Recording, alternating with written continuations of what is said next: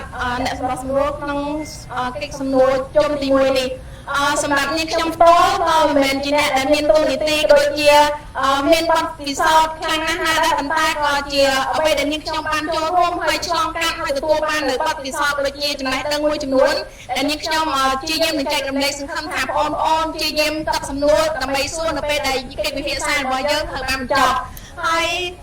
ដោយសម្រាប់និយាយចឹងតកតងជាមួយនឹងសាលដែលចេញមកពីខេត្តហើយធ្វើបន្តការសិក្សានៅក្នុងសាកលវិទ្យាល័យចំណុចប្រែប្រួលដែលធំបំផុតដែលនាងខ្ញុំប្រាប់សម្គាល់ថាមែនទែនទី1នាងខ្ញុំលើកឡើង3ចំណុចទី1តកតងជាមួយនឹងខ្លួនឯងទី2គឺសាលារៀនវិទ្យាល័យនិងសាកលវិទ្យាល័យហើយនិងទី3តកតងជាមួយនឹងសង្គមក៏ដូចជាមជ្ឈដ្ឋានខាងក្រៅផងដែរហើយតកតងជាមួយនឹងខ្លួនឯងនឹងតើវាជាផលវិជ្ជមានក៏ដូចជាអវិជ្ជមានយ៉ាងម៉េចខ្លះតើការប្រែប្រួលនឹងមានបែបណាតើការជាយុវសាស្ត្រក៏ដូចជាយុវនិស្សិតហ្នឹងមានការខុសគ្នាដូចម្ដេចទី1យើងអាចកត់សម្គាល់ទៅលើការគ្រប់គ្រងហិរញ្ញវត្ថុការចំណាយទៅលើការចាយវាយហ្នឹងគឺខ្លួនឯងយើងផ្ទាល់ហ្មងក៏ជាយើងខ្ញុំគិតថាសិស្សរបស់យើងនៅក្នុងមជ្ឈមណ្ឌលក៏ដូចជានៅតាមមណ្ឌលអត់សូវជាមានការប្រែប្រួលប្រមាណទេប៉ុន្តែក៏ប្រែប្រួលខ្លះៗដោយសារតែយើងជាសិស្សមកពីខេត្តដូចគ្នាមកពីគ្រប់តំបន់យើងជួបបងប្អូនយើងក៏ដូចជាមិត្តរួមថ្នាក់របស់យើងមកពីខេត្តផ្សេងប៉ុន្តែនៅក្នុងអំឡុងពេលហ្នឹងយើងមានការគ្រប់គ្រងពីខាងសាលាមើលការខុសត្រូវទាំងការញ៉ាំបាយម្ហូបអាហារកន្លែងស្នាក់នៅយើងចាំតែឲ្យប៉ាម៉ាក់គាត់បងលុយហើយប៉ុន្តែបើនៅក្នុងសាកលវិទ្យាល័យវិញសម្រាប់បងផ្ទាល់ជាសិស្សអាហារូបករណ៍អញ្ចឹងកន្លែងស្នាក់នៅបងជ្រើសរើសតកតងជាមួយនឹងអន្តេដែលជាមណ្ឌលដែររស់នៅជាដំតែអញ្ចឹងជាយើងអត់សូវមានបញ្ហាថ្លៃការចំណាយប្រហែលទេដូចវិក្កាម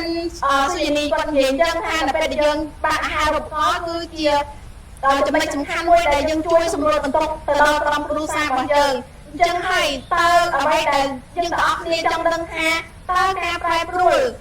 ជាមួយខ្លួនឯងនឹងមានលក្ខណៈបែបម៉េចគឺទី1ការគ្រប់គ្រងទៅលើការចំណាយដែលបងប្អូនគួរកត់សម្គាល់ថាតើនៅពេលដែលយើងចង់បន្តការសិក្សានៅក្នុងថ្នាក់សាកលវិទ្យាល័យនេះយើងត្រូវគួរមានការផ្លាស់ប្ដូរដូចម៉េចគឺតកតងជាមួយនឹងចំណាយទៅលើការគ្រប់គ្រងថ្លៃរាប់ពីការថ្លៃញ៉ាំបាយខ្លួនឯងថ្លៃរះឬក៏ថ្លៃផ្ទះស្នាក់នៅគឺមានការបង់ថ្លៃការទូទាត់ជារៀងរាល់ខែបើសិនជាយើងអត់មានថវិកាទៅសម្រួលទៅលើបញ្ហាទាំងអស់ហ្នឹងថាតើយើងអាចបន្តការសិក្សាកើតអត់យើងមានតែសំអ្នកតែប៉ុន្តែអ្នកទាំងអស់គ្នាដឹងស្រាប់ហើយបើសិនជាយើងរៀនមណ្ឌលការចំណាយគឺមានលក្ខណៈកម្រិតរៀងមធ្យមប៉ុន្តែនៅក្នុងទីក្រុងគឺការចំណាយផ្សេងគឺពាក់ព័ន្ធជាមួយនឹងថ្លៃផ្សេងខ្លាំងណាស់បើសិនជាយើងអត់មានថវិកាគ្រប់គ្រាន់គឺអត្រានៃការបោះបង់ការសិក្សាគឺមានច្រើនខ្លាំងមែនទែនអញ្ចឹងយើងត្រូវត្រៀមរកអាហារូបករណ៍ហើយយើងត្រៀមរៀនបត់បែនខ្លួនឯងហើយអ្នកនរគ្នានឹងដឹងចំណុចមួយទៀតតកតងជាមួយនឹងកម្មវេនផ្លូវអ្នកនរគ្នាធ្លាប់ឃើញចាស់ច្បងហើយថាអូនៅតែដល់ពេញឲ្យមើលម៉ែហាក់ដឹងខុសត្រូវរៀនមើលម៉ែឲ្យហើយទៅតាមបងបរិយាកាសគ្នាយើងរៀនមើលម៉ែដោយសារយើងមានកម្មវេនផ្លូវរបស់សម្រាប់មូស្លីម៉ាយើងគឺពិបាកដោយសារតែយើងទៅណាយើងត្រូវមានភ្លាយើងអាចជិះម៉ូតូបានទេនៅទីក្រុងគឺមានផ្លិតខ្លាំងច្រើនមែនទែនហើយសម្រាប់បងប្អូនប្រុសៗក៏គាត់ត្រូវជិះម៉ូតូអីសមត្ថភាពផងដែរដោយសារតែគឺមានការធ្វើដំណើរកាត់ខ្វែងឬក៏ភ្លើងស្តុបអីត្រូវគិតថាអស់លុយអស់អីបន្ថែមទៀតអានឹងតកតងជាមួយនឹងការធ្វើដំណើរអីផ្សេងហើយទី3ហ្នឹងតកតងជាមួយនឹងចំណុចសំខាន់តកតងជាមួយនឹងខ្លួនឯងហ្នឹងតកតងជាមួយនឹងការសម្របខ្លួនអ្នកនរគ្នានឹងអត់ពេលខ្ញុំ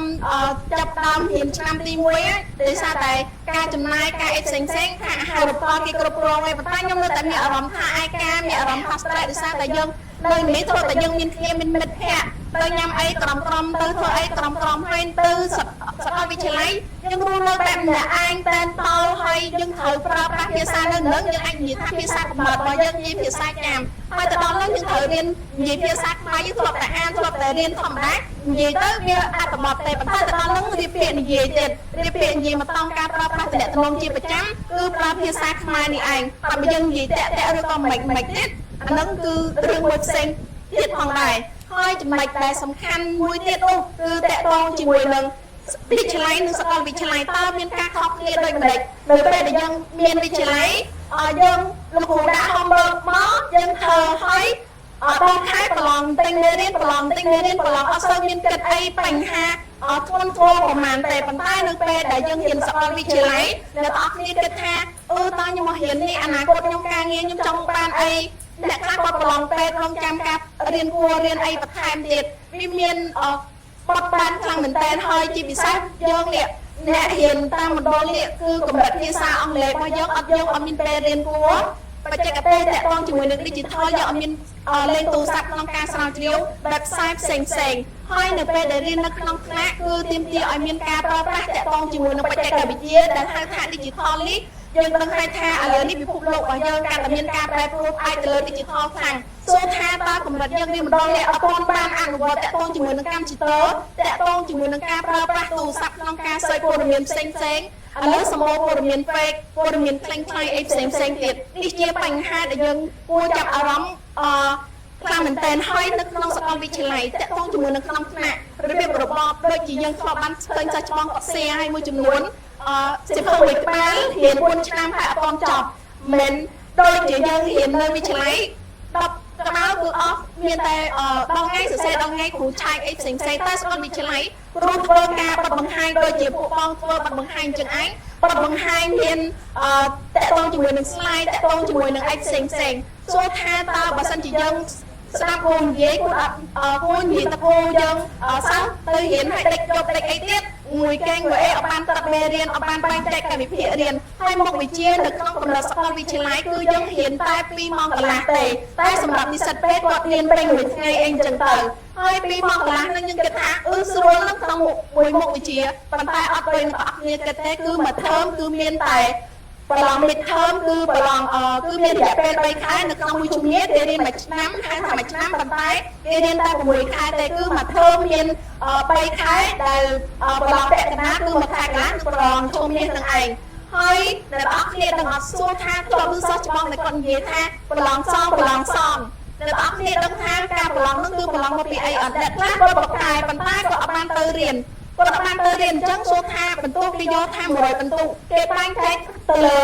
បន្ទុកអវត្តមានបន្ទុក assignment បន្ទុក midterm បន្ទុកធម្មតាដូចជាបន្ទុកការឆ្លើយឆ្លងជាមួយគ្រូសួរថាបន្ទុករួម50បន្ទុកទេហេតុអ្វីសិស្សមួយចំនួនគាត់អាចយកបានហើយត្រូវប្រឡងសងដោយសារតែគាត់អត់បានចាប់អារម្មណ៍ទៅលើសកម្មភាពរបស់គាត់នៅក្នុងថ្នាក់ការអវត្តមានក៏ដូចជាបច្ចេកទេសមួយចំនួនដែលគាត់មិនបានត្រៀមខ្លួនដូចជាស្រេចក្នុងការចូលរួមជាពិសេសគឺយើងទៅឆ្នាំទី1អីចឹងគឺជាឆ្នាំមូលដ្ឋានពិបាកក្នុងការបត់បែនមែនទែនដោយការបងជាប់តែរៀននៅវិទ្យាល័យបានថប់ហើយទៅដល់នោះបានថប់តែថប់ចង់ក្រោយគេអីចឹងទៅដោយសារតែយើងតាមគេអត់ទាន់យើងផ្សាយភាសាយើងផ្សាយតាក់ទងជាមួយនឹងបច្ចេកទេស digital ផងយើងអត់មានគេហៅថាតំណែងឆ្មាយើងនិយាយភាសាតាមរហូតពេលដែលយើងទៅនឹងឆ្នាំទី1អីចឹងយើងនិយាយភាសាខ្មែរទៅរៀងរអៀសខ្លួនហើយរៀងខ្មាស់មាត់និយាយតាក់នេះយើងសួរគ្រូខ្លាចគេសោយឲ្យខ្លាចអីគេផ្សេងអីចឹងទៅនេះជាបញ្ហាមួយចំនួនហើយតាក់ទងជាមួយនឹងមួយទៀតតាក់ទងជាមួយនឹងចំណុចសំខាន់ដែលពិសេសដែលអ្នកនរគ្នាចង់ដឹងតាក់ទងជាមួយនឹងបច្ចុប្បន្នក៏ដូចជាសង្គមខាងក្រៅយើងនៅរៀននេះយើងជួបតែមុខអង្គនអ្នកគ្រូលោកគ្រូដូចជាមិត្តរួមថ្នាក់យើងមិត្តរួមចំនួនរបស់យើងមួយចំនួនប៉ុន្តែទៅដល់នោះយើងជួបទាំងអស់ជួបពីកម្រិតនាយករដ្ឋមន្ត្រីពីឧបនាយករដ្ឋមន្ត្រីក៏ដូចជាឯកឧត្តមផ្សេងតើយើងជួបនឹងក្នុងកលៈទេសៈអីគឺកលៈទេសៈដែលយើងចូលរួមកម្មវិធីផ្សេងតើយើងអាចយកឱកាសនោះទៅផ្សារភ្ជាប់តំណែងក៏ដូចជាបង្កើតនៅឱកាសរបស់យើងបានទេនៅពេលនោះហើយជាពិសេសគឺសម្រាប់នេះយើងរៀននៅទីនេះយើងជួបតែសាសនាយើងខ្លួនឯងសាសនាអ៊ីស្លាមខ្លួនឯងប៉ុន្តែដល់នោះយើងមានទាំងជួបទាំងសង្ឃនិកាសាសនាព្រះពុទ្ធសាសនាគ្រឹះហើយការតំណែងរបស់យើងមានការគ្រប់កម្រិតមានការសន្និសីទមានការអីផ្សេងតើយើងត្រង់នេះអាចមានតំណែងក៏ដូចជាការចាប់អារម្មណ៍ប្រែប្រួលមួយកម្រិតទៀតដែលអ្នកនរគ្នាក៏គួរផ្ដោតដឹងក៏ដូចជាចាប់តាមស្វែងយល់ចាប់ពីឥឡូវទៅចំណុចមួយនេះខ្ញុំចង់ឲ្យអ្នកនរគ្នាដឹងថាយើងរស់នៅក្នុងសហគមន៍អញ្ញាថាចាមរបស់យើងកម្មសាសនានេះទៀតទាំងមហូបអាហារក៏ដូចជាពេលវេលាថ្វាយបង្គំយើងអត់សូវមានពេលក្នុងការស្វែងរកចំណេះដឹងទាក់ទងជាមួយនឹងអ៊ីស្លាមបើយើងហើយមានការពិបាកខ្លាំងមែនទែនមហូបអាហារគឺពិសេសអាហារហាឡាលនឹងឯងហើយនៅពេលយើងចូលរួមកម្មវិធីផ្សេងគឺពិបាកក្នុងការស្វែងរកអាហារហាឡាល អាហារផ្សេងចឹងមានបងប្អូនខ្មែរក៏យើងត្រូវតែមានចំណេះដឹងតាក់ទងជាមួយនឹងអ៊ីស្លាមសម្រាប់យើងអាចចែករំលែកទៅដល់ពួកគាត់បានសួរថាហើយអ្វីយើងគួរចែករំលែកសួរថាអ៊ីស្លាមរបស់យើងនៅក្នុងកម្ពុជានេះគឺមានត្រឹមតែអត់ដល់1លានផងគឺ8សែនជាង8សែនជាងប៉ុន្តែសួរថាតើគាត់អាចដឹងពីយើងបានអត់ដោយសារតែយើងជាភាគតិចនៃប្រទេសអញ្ចឹងគាត់តាមតែបន្តែគឺតាមនៅមានកម្រិតដោយសារតែច្បាប់ក៏ចាប់ដើមអនុវត្តឲ្យថ្នាក់ដឹកនាំរបស់យើងក៏គាត់ចាប់ដើមខិតខំស្វាស្វែងក្នុងការរកប្រភពនៅអាហារហាឡាលតាក់ទងជាមួយនឹងទេសចរអីផ្សេងអញ្ចឹងនៅក្នុងបំពេញបើសិនជាអ្នកខ្លះគាត់បិទផ្នែកមួយខាងគាត់រៀនម្ដងទៅដែរបិទផ្នែកមួយខាងបែបផ្នែកពីរខាងហូបអាហារមានប៉ះពាល់ជាមួយនឹងសាច់ឬក៏ផ្សេងឬក៏អាហារផ្សេងចឹងទៅតែតោះគ្នាក៏គួរប្រយ័ត្នតាក់ទងជាមួយនឹងអាហារឡើងអាហាររ៉ាំផងដែរហើយតាក់ទងជាមួយនឹងការថ្វាយបង្គំការថ្វាយអីយើងត្រូវរៀនតាក់ទងជាមួយនឹងរឿងនឹងផ្ដោតខ្លាំងដែរពីព្រោះយើងបំបោះបង់អត្តមាខ្លួនឯងហើយទោះបីនៅទៅដល់នោះក៏យើងអត់មានរៀនចំណេះដឹងតាក់ទងជាមួយនឹងសាសនាសង្ឃឹមថាអ្នកទាំងអស់គ្នានឹងយកចំណេះដឹងដែលអ្នកទាំងអស់គ្នារៀនពីវិទ្យាល័យនេះទៅអនុវត្តនៅតែបន្តទោះបីជាយើងរៀនអញនិយាយថារៀនជ្រែភ្លើងវអីបន្តិចបន្តួចតែខ្ញុំចង់ឲ្យអ្នកទាំងអស់គ្នាបញ្ជាប់ក៏ដូចជាហួសដែនកំណត់នៅអ្វីដែលយើងរៀនបានឲ្យជាយាមទប់អានឹងឲ្យជាប់ផងដែរហើយសរុបមកវិញនៅក្នុងចំណុចធំដែលតាក់ទងជាមួយនឹងការផ្លាស់ប្ដូរការប្រែប្រួលនៃកម្រិតវិទ្យាល័យក៏ដូចជាសាកលវិទ្យាល័យជាសមុទ្រពិខេតគឺមាន3ចំណុចដែលខ្ញុំលើកឡើងទី1គឺតាក់ទងជាមួយនឹងខ្លួនឯងទី2តាក់ទងជាមួយនឹងសាកលវិទ្យាល័យសាលារៀនជាមួយសាលារៀនទី3តាក់ទងជាមួយនឹងមជ្ឈដ្ឋានក៏ដូចជាសង្គមហើយអ្នកទាំងអស់គ្នាក៏គួរត្រៀមខ្លួនក្នុងការត្រៀមនៅធនធានដែលធនធាននេះគឺជាយើងខ្លួនឯងត្រូវតែមានចំណេះមានសក្តានុពលគុណភាពជាមនុស្សដែលឥឡូវគេប្រើពីគុណភាពទៅជាមូលធនមនុស្សទៀតហើយបើតាមបញ្ញាករនៃគោលនយោបាយអញ្ចឹងគេត្រូវការមនុស្សលើសពីធនធានទៀតគឺតាក់ទងជាមួយនឹងមូលធនមនុស្សទៀតហើយតាក់ទងជាមួយនឹងយើងត្រូវតែមានធម៌ពលមានភាពស្វាហាប់មានសក្តានុពលក្នុងការតំណាងសហគមន៍របស់យើងតំណាងខ្លួនរបស់យើងតំណាងក្រុមគ្រួសាររបស់យើងហើយត្រូវតែមានការ commitment ដែលគេហៅថាការបដិញ្ញាចិត្តឲ្យមុខមាត់ដែលយើងការអប់រំគឺការអប់រំទទួលបានចំណេះដឹងគឺអប់រំមួយជីវិតហ៊ានពីគ្រប់ទីកន្លែងពីគ្រប់ទិសទីហើយតាក់ទងជាមួយនឹងការត្រៀមក្នុងការគោរពវិន័យផ្សេងផងដែរសម្រាប់ខ្ញុំមានតែប៉ុណ្្នឹងសូមអរគុណសូមអរគុណចំពោះវិធានរបស់យើងទីខ្ញុំសូមត្រឡប់មកកាន់អ្វីដែលមានខ្មែររបស់យើងបាននិយាយវិញអញ្ចឹងបាននិយាយថាយើងបានចង់និយាយអំពីភាពប្រែប្រួលពេលយើងរៀនបន្តរហូតដល់យើងរៀនសាកលវិទ្យាល័យអញ្ចឹងក៏បាននិយាយថាការប្រែប្រួលនោះគឺមកពីខ្លួនឯង